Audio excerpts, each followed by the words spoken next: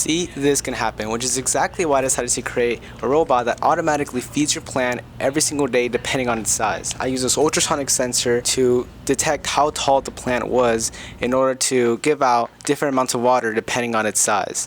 And this actually ended up working pretty well, and I'm actually pretty proud of it. But this actually took a very long time to do, and it was very, very hard to actually do it, and I struggled so much with this. So this is definitely one heck of a ride for me. So we first started off with the design process, obviously, because this is the most important part about being an engineer and developing anything, basically. The problem statement was people forget to water their plants, which causes their plants to die, and this is what exactly happened to me.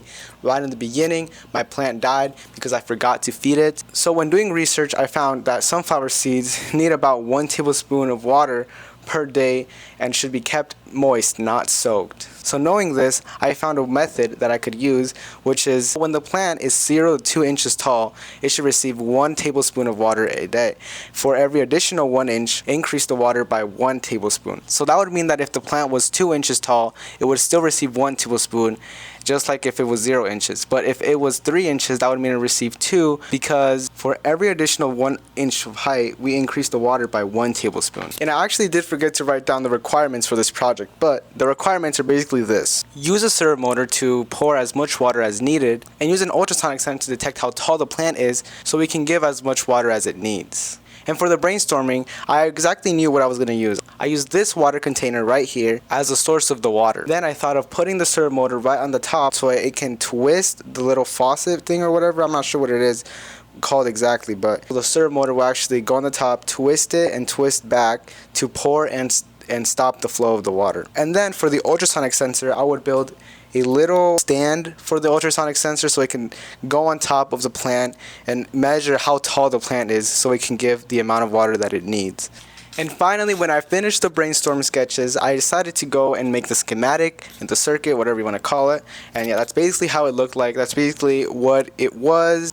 But once I was finished with that, I decided to go check out the actual source of water, or whatever, the container of water, to see how exactly I would put on the stuff and if I could translate the brainstorm sketch to the real world. And at first it seemed straightforward. I would follow exactly what I did on the sketches. So I went straight to it. I got some cardboard, went on putting some tape around the water source, the faucet or whatever, just making sure that it's good so it actually works as intended. And after a while, I seemed to be pretty successful in putting on the servo motor right on the top, and I was actually feeling pretty happy with this because this was, I guess, not as hard as I thought it was. I decided to go for the actual test to see if the servo motor could actually move the faucet, and it seemed to have worked really, really good. The servo motor did seem to be kind of weak. It did move it good, but it didn't go all the way to its position. This ended up being a problem because I really think that this added a lot of stall to the servo motor, which caused it to malfunction later. When I went to test it one more time, this happened.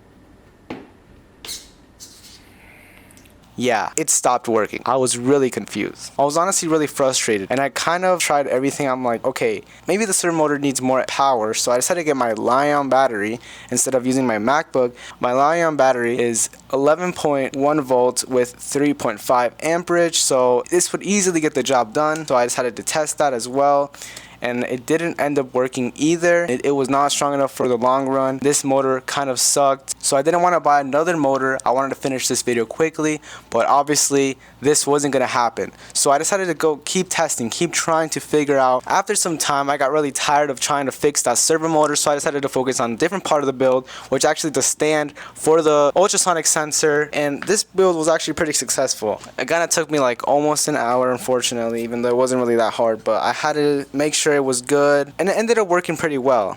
Once I finished this and I saw the ultrasonic sensor was working pretty well, I decided to continue working on the servo motor, and I did not want to give up just yet. So this is how it looked to this point.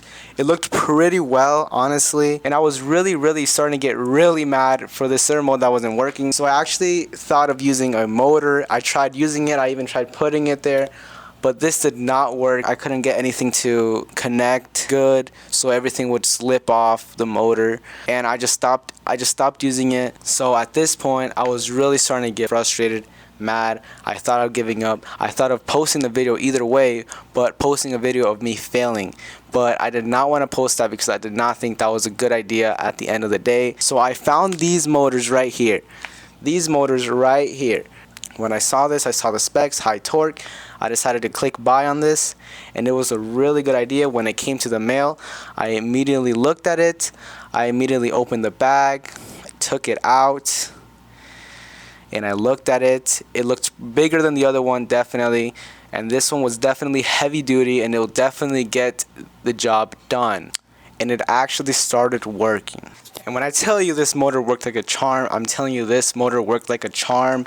This servo motor was very strong, and it was easily able to move the faucet or whatever and allow the water to flow without any problems. I used the Li-ion battery, which is a very strong battery as well. Easily able to move it. Ended up working perfect. And guys, I was so happy this finally worked, because this honestly took me 3 weeks to do when it was only supposed to take me 1, because I tried uploading once a week. So even when I put the new servo motor on, I thought all problems were gone, right? No. So I actually ended up running into a programming problem. I tweaked my code so many times, and I'm not even gonna lie, I honestly used ChatGPT to help me, but honestly ChatGPT wasn't the one that helped me. What ended up helping me was this delay. I had to delay the program because for some reason Arduino messes up your little ultrasonic sensor measuring, and it thought that my plant was more than 2 inches tall every single time. So it would always run this little multiplier. It would make me so mad, because so even if the plant was 0, even if it was 1, even if it was 2, 3, or 4 inches tall or 5 inches tall, it would still give out the same amount of water. Anyway, it's time for the test to see how well this actually works. So for 0 inches, obviously it should give out 1 tablespoon of water, and sure enough, it got 1 tablespoon of water. And then this 2-inch plant, it should still get 1 tablespoon of water, and again, it gives 1 tablespoon of water. And then for 3 inches, where it starts changing up, obviously now that it's 3 inches, it needs 2 tablespoons of water, and boom, tablespoon. 4 inches of water needs 3 tablespoons of water, and boom, it gives out the 3 tablespoons needed. So guys, it ended up working pretty well. This was a pretty hard build, so I'm glad it's all over. So I really ask for you guys to like and subscribe, because this took me such a long time, and I will try to upload more often.